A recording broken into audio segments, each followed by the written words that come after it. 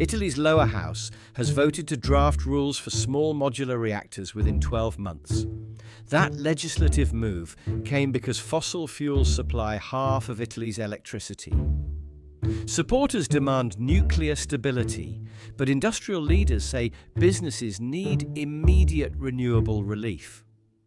Should Europe revive nuclear power? Cast your vote. Invest in long-term nuclear power, or rely entirely on expanded renewable grids.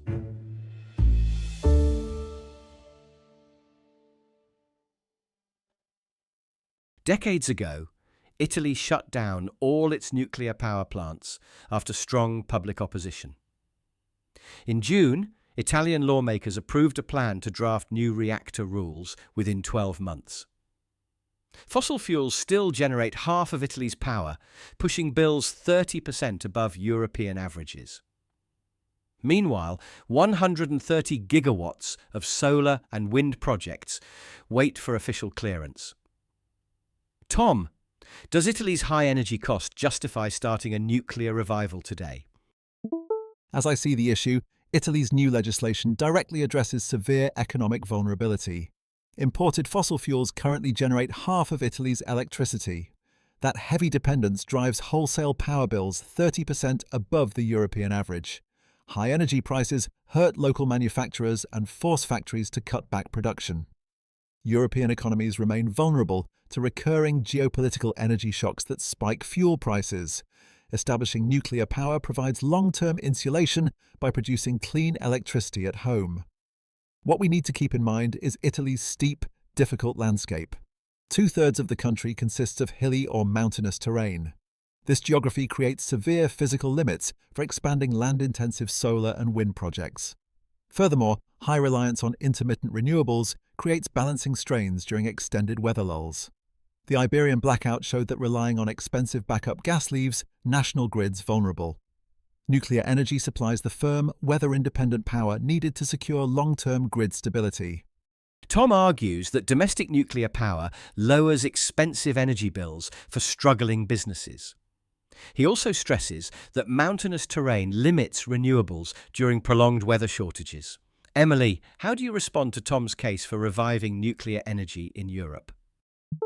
I accept that point, but pursuing nuclear energy distracts from faster clean power.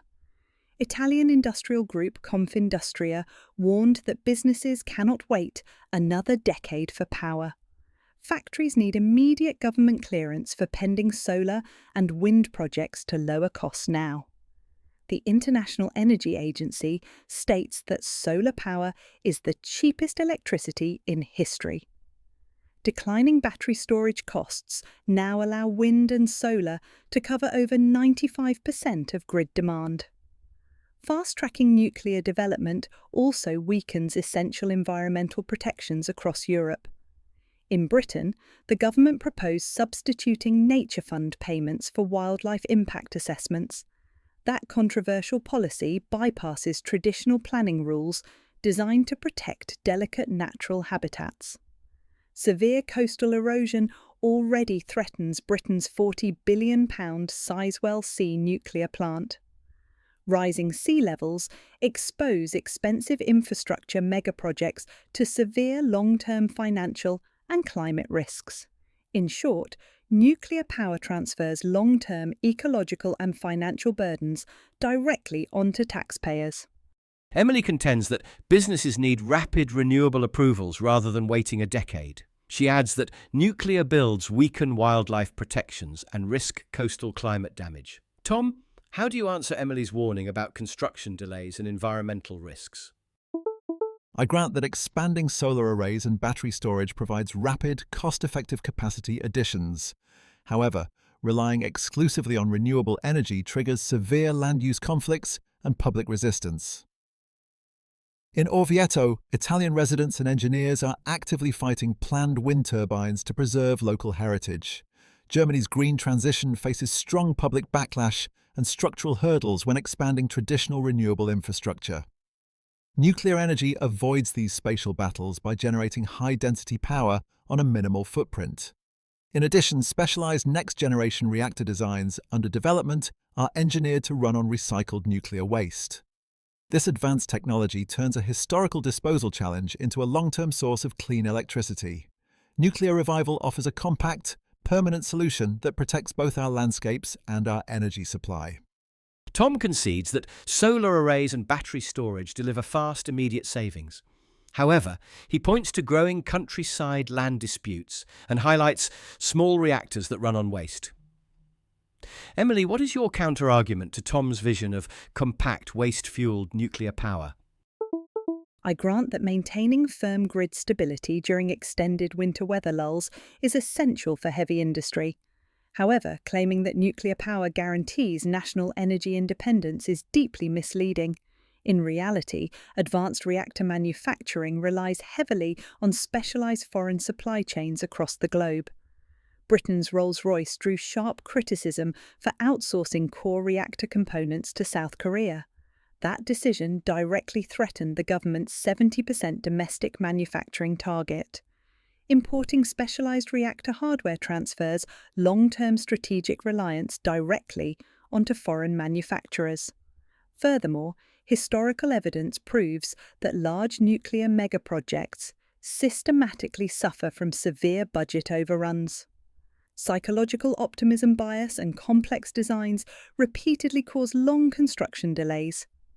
Unrealistic planning estimates repeatedly force taxpayers to cover escalating project costs. Because factories need power today, slow nuclear builds remain an unreliable fix for urgent grid vulnerabilities. European governments should focus capital on immediate clean energy rather than slow, high-risk construction megaprojects. Today's debate returns directly to Italy's landmark vote on new nuclear regulations. The deciding question is how European nations can best protect their energy future. Can countries maintain grid resilience and industrial competitiveness through rapid renewable and battery deployment? Or does long-term energy security demand committing capital to firm nuclear baseload despite long lead times? We saw the risks of this energy choice after the Iberian Peninsula power failure. In the aftermath, heavy reliance on expensive backup gas plants highlighted systemic grid resilience vulnerabilities. That real-world event showed the economic danger of leaving an industrial power grid without firm backup. To see how this debate unfolds, watch key policy decisions over the next 6 months. Check whether the Italian Senate gives final approval to the framework legislation. Watch if the government successfully publishes draft regulatory rules for small modular reactors within 12 months. Most importantly, see whether lawmakers draft these nuclear rules without delaying pending solar and wind clearances.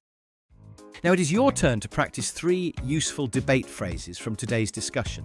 First, to state your perspective on a debate, try using "as I see the issue." As I see the issue, grid stability matters most. As I see the issue, businesses need immediate cost relief. As I see the issue, both energy paths carry real risks. Second, to highlight a key fact, use. What we need to keep in mind is